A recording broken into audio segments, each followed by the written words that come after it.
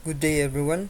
Now I am going to discuss about the difference between procedural programming and OOP or object-oriented programming. So, procedural programming is about writing procedures or methods that perform operations on the data. So, kining procedural programming guys kay nag-focus rin siya sa function.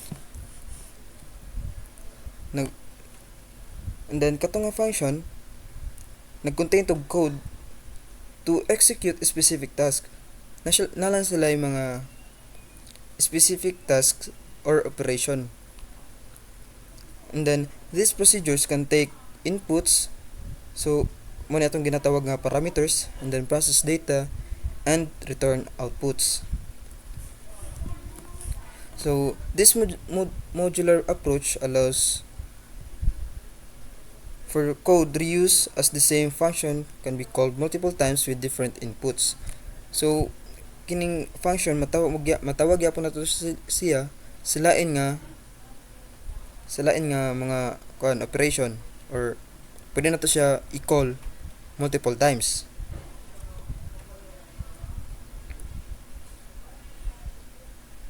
Then ang main focus ani guys is kung saan pag-achieve sa task through a sequence of statements which may involve manipulating these data structures.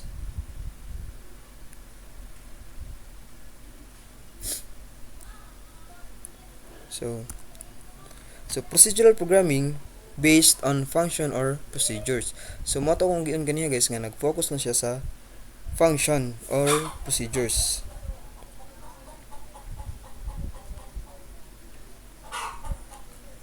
So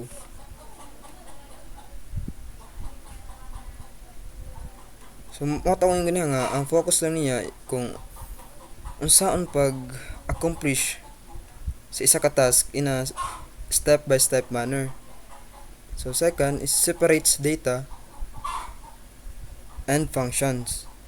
So ang function guys kay gi-separate na siya sa data. Muni ang function mo ni ang mag-operate sa data. So kining pag-operate na lang sila na specific nga task or operation nga mag-manipulate ani nga data.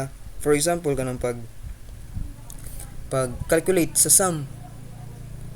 So kini nga data nga i-calculate ang sum ani, so nala sila specific nga task which is ang pag calculate sa sum.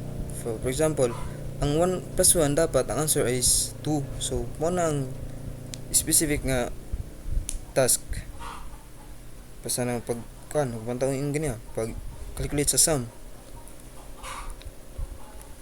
And then number 3, top-down approach. Kining top-down approach guys kay kanang ang task are broken down into procedures or subroutine. For example kanang like magsugod ka sa una nga magsugod ka sa dako. For example kanang high task or big task. So kana nga task tungaon nimo na, and then pagtungaan na kay mga subtasks. So kanang subtask tungaon na po na nimo siya, then makaiman og kaglaing subtask. So ina pagka-organize ani nga inana ang approach sa procedural programming.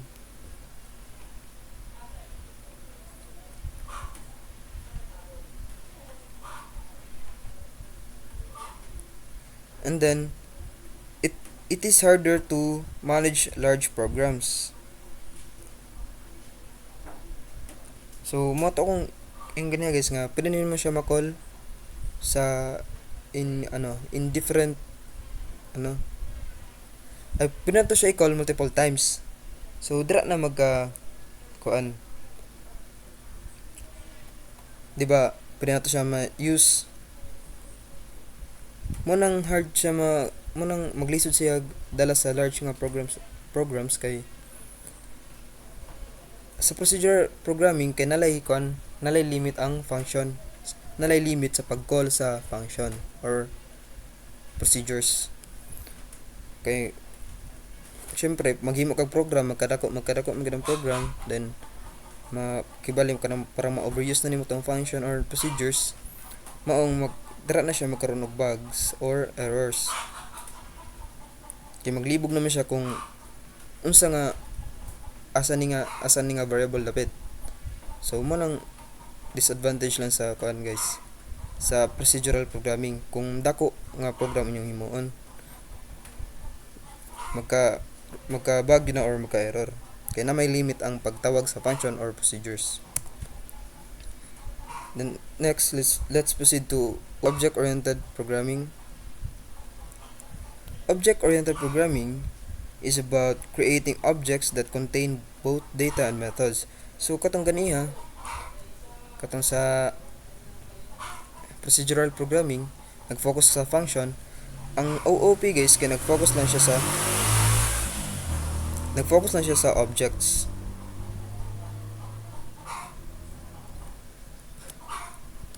So OOP based on objects, o kining gitawag na to instances of classes. So kining instances of classes kini naga-encapsulate na sila data and behavior. So ginadungan na nila ang data o ang behavior katong dili para sa sa procedural nga gihiwalay ang function o ang data diri kay gitibo. And then it is bottom up approach.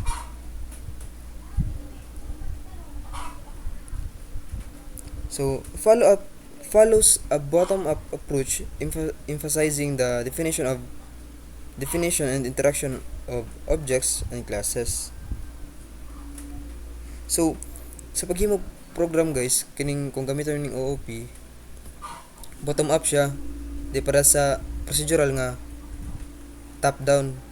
Gitawag na siya bottom up guys kay mag-focus ka sa mag-focus ka una sa iyang classes, di ba? Kay dira nga classes i-implement nimo ang mag-encapsulate ka sa data and behavior, then napat to. So mag-focus ka sa function ana nga classes. So di para sa sa procedural nga tawagon ra nimo diretso, then kanang mag-focus gid ka sa ba, kanang kibalik ka nang sa dako diri kay mag-focus lang gid sa gamay sa classes lang sa, and then mag-focus ka sa function aton nga classes. Dapat uga na gid siya, dapat mag-focus ka kung unsay functionality aton nga classes. And then promotes reusability and scalability. OOP promotes code reusability and modularity through class inheritance and composition, making it easier to manage and scale large programs. So syempre ma-manage naman yung ma-manage naman yung data o behavior, di ba? Magdungan naman, iisa naman ang diri sa OOP, kanang kibali magdungan na ang kanang isahon na ang function o ang data. So mas arrange siya, then through the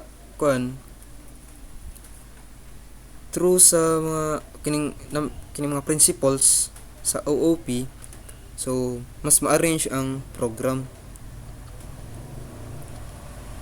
Then ma-manage niya tong mga basta ng mga attributes,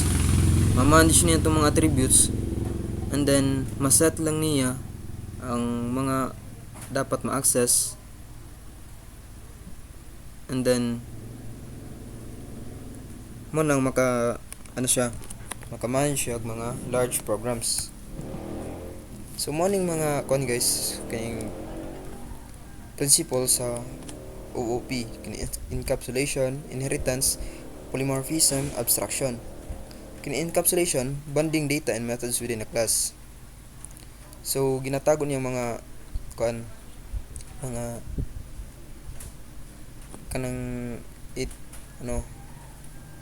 ginatago niya mga important details sa or kanang ginatawag niyang important nga mga data, then inheritance creating new class from existing ones. So magima siya classes, then magamit niya sa uban nga class, ma-inherit niya to. Ang polymorphism kay defining methods in different ways, and then abstraction hiding implementation details from the user. So magkatawag example na karon guys. So mag-code ta, ipakita na ko diri kung unsa ang unsay mahimo ato na mga principles sa OOP. So first, di ba bottom up approach man to. So magsugod ta sa ilang mga classes, mag-focus ta sa ilang mga functionality. So for example guys, diri magkuantag mga shapes. So example lang ni shapes atong kanon himuon.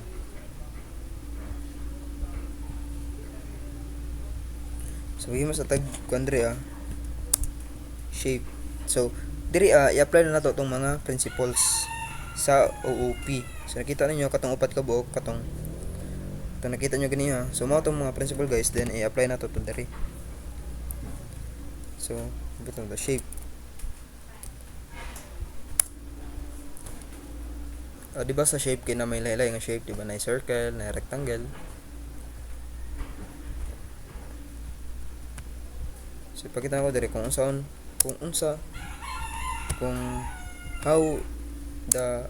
how OOP principles works. So diri mag-encapsulate ta. Mo nang gitawag og encapsulation. Giset na to ang data nga private. Ibig sabihin dili lang siya ma-access sa uban. Mo na encapsulation guys, kanang magtago og data.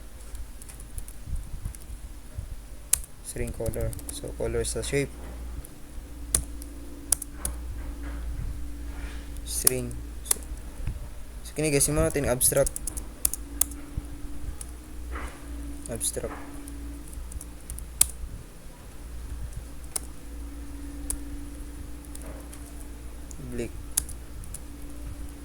shape string color. So mo na itong ginatawag nga parameter. Ni parameter niya siya. In kabuuan na ni kinatang gihimo diri kini kabuuan na ni mo ning gitawag nga constructor ni siya.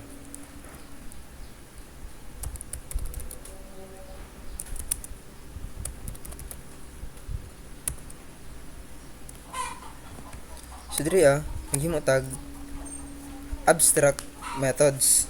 So pag himog abstract methods guys, i-public nato ni kay para ma-access siya sa uban nga class. Abstract double calculate area. So kini nga abstract method guys, kini wala siya body, di ba? Wala siya body. Gihimo lang nato ni siya kuan, maghimo ta direct abstract method, then ma-implement na siya unya dito sa iyang siyang subclasses. Dito na siya ma-implement sa mga subclasses niya. Subclasses sa shape. Then maghimo tag kuan diri behavior niya. So iyang kuan string color, string get color, and return color. So nahuman na natong kuan. Kibali kini shape mo ni ato ang superclass. Ya kining public abstract kuan double calculate area, so mo ni ato ang abstract method. Then kini abstract method na to ma-implement ni unya dito sa ato ang subclasses. So karon mahimo ta ato ang subclasses. So atong button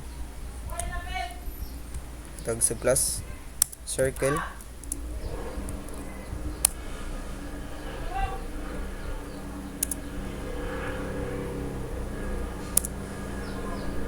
So para ma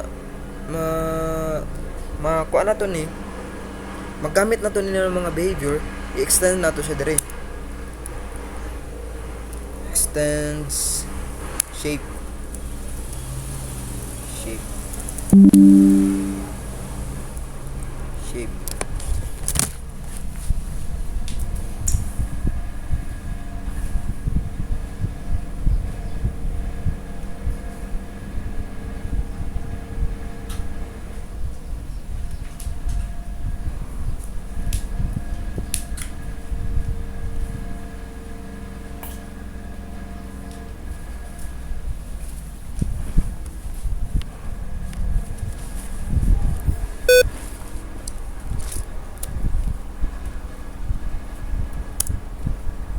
extend shape.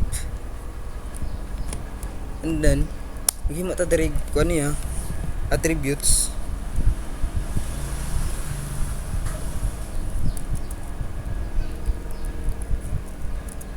Nakakatlak. Private double radius photo radius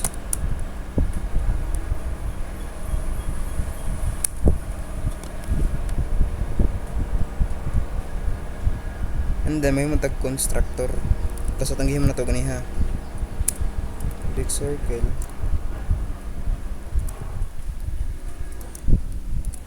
string color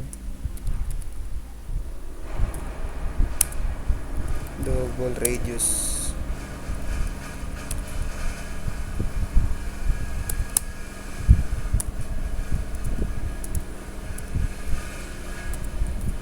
and then para magamit na to tong attributes niya guys dira sa shape kini kinahanglan na to ni kuan di ba ma-access diri ang tawag na guys inheritance mag-inherit siya so kinahanglan to siya i-override so pag override guys magamit na tag super nga keyword then color so kana na override na siya and then this that radius photo radius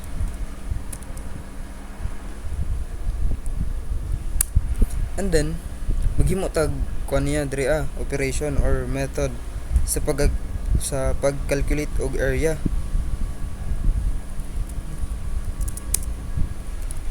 so diri mosulod si polymorphism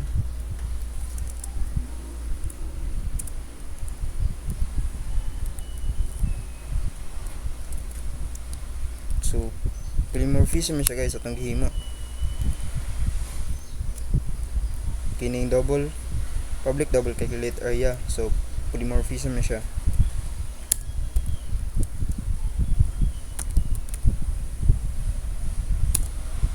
times radius times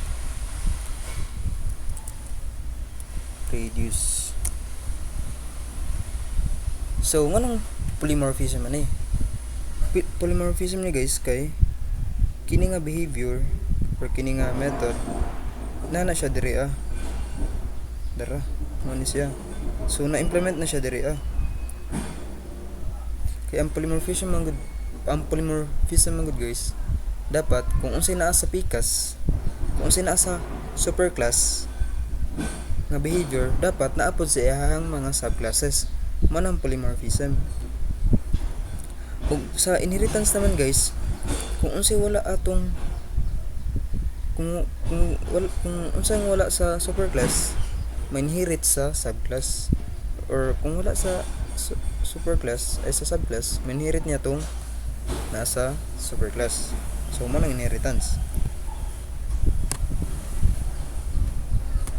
and then kini mo nang abstract mo nang ginahimo na abstract then abstract method kung may abstract dapat na may abstract method kini ang abstract method guys dapat wala siya body mo na yung timan so na-apply na to dire no katong 4 nga katong 4 nga OOP principle. So nakahimo na diri then himo na patag another class para sa ato ang isa pa ka subclass. So matata nanamta circle, so karon rectangle na pod.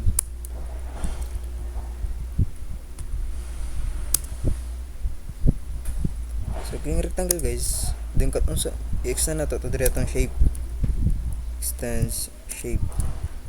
Para ma-access sa rectangle ang mga behavior nga wala siya nga naa sa shape nga class.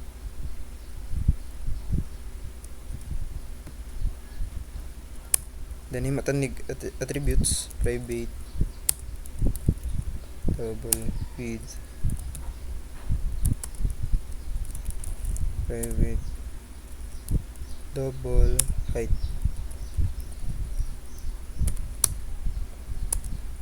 Then maghimatag constructor, public rectangle.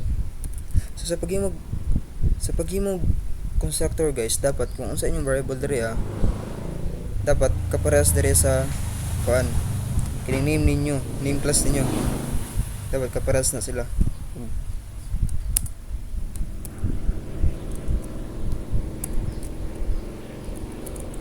String color, so marami to na siya color, then double width. So muna yung parameter guys, width, then double height.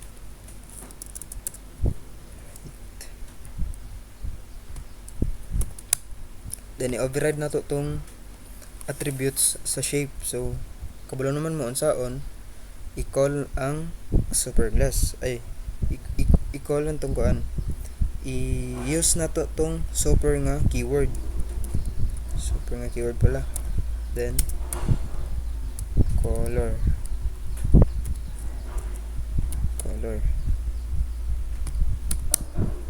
and then this dot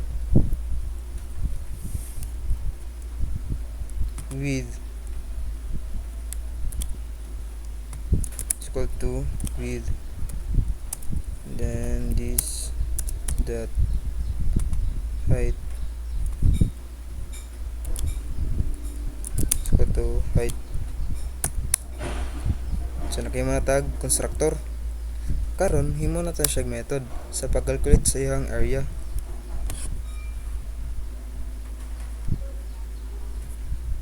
So public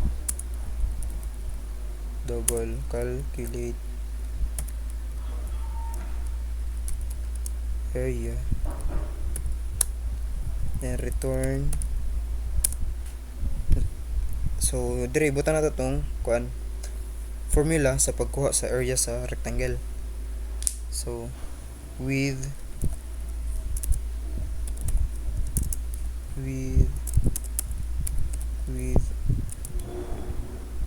times height.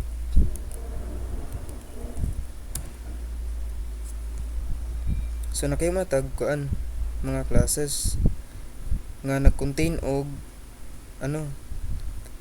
katong giingon ako guniha katong methods or procedures kauban iyang data or kuan data and operation. So na diri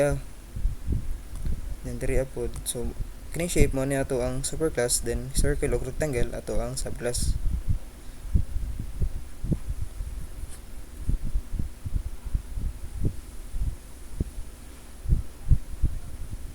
Wala pa ending ko Andrea.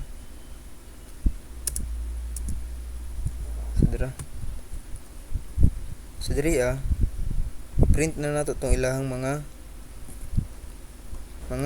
area sa circle. So pagkunan na guys, mag-instantiate ta diri. So ang pag-instantiate ani guys, dapat super to subclass. So itong superclass to subclass, di ba? So itong superclass kay shape. Then unsa to nga shape? So circle ato na, circle is equal to new circle katong ato ang muna itong superclass, then ato ang subclass kini circle. Kita ninyo dara ang circle. So circle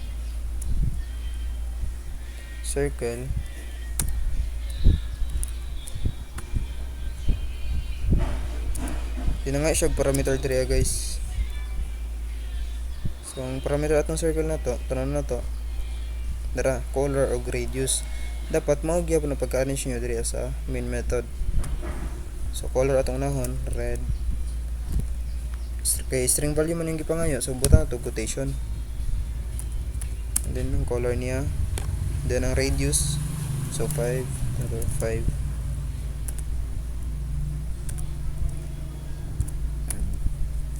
5.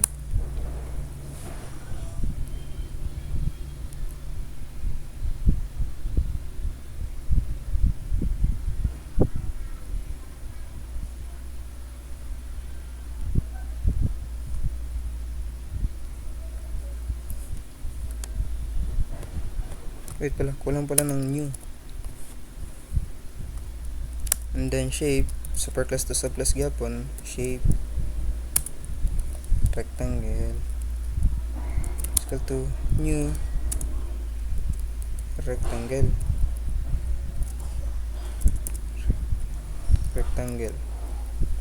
So nga siya kuan. So kung usa tong parameter diri so mao na tong parameter, mao atong ibutan dito sa diri sa atong instance diri. So ang gipangan niya kay color, width, then height. So mao gyapon ang pag-arrange diri. Color blue, then width niya kay 4, and ang height kay 6. And then i-print na nato siya diri system na to, print line circle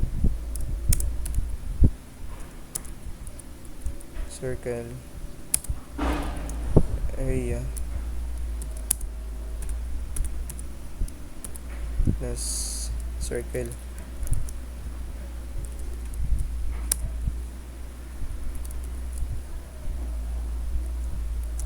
rectangle area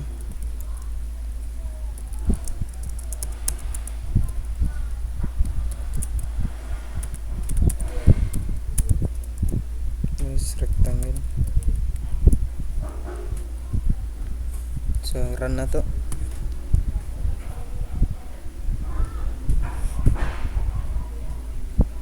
So nakita na nyo diri.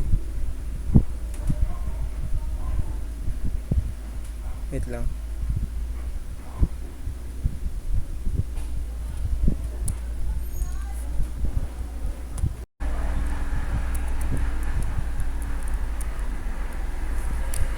And then karon i-print na to siya.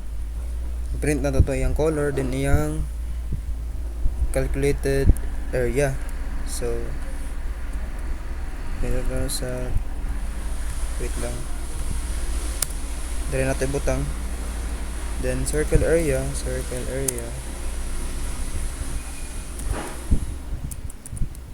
plus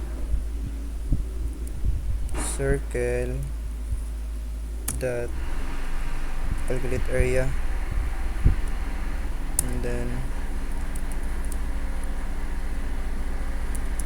circle color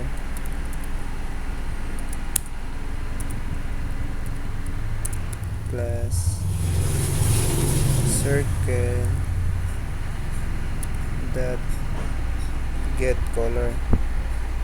So muna sa circle, then sa rectangle i-print na to yung area.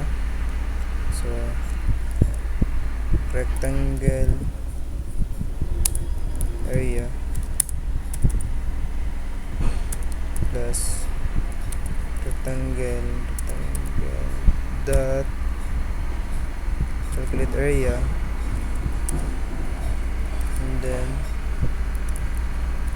rectangle color plus rectangle dot get color. So tara na to ang output. So nakita ninyo circle area Ang area niya kay 78.5391, then circle color kay red, then rectangle area 24.0, then ang color niya kay blue. So kita niyo guys. So tanaw na to ang mga subclass. Diba mora niya ha.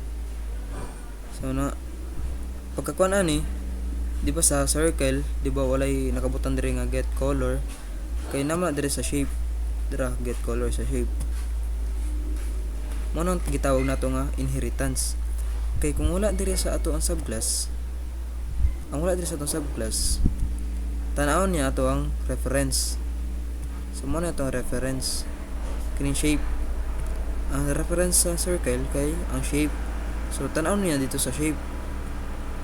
So dira ang get color. So mo na kuha niya, na inherit niya ni nga behavior. So same pod sa rectangle.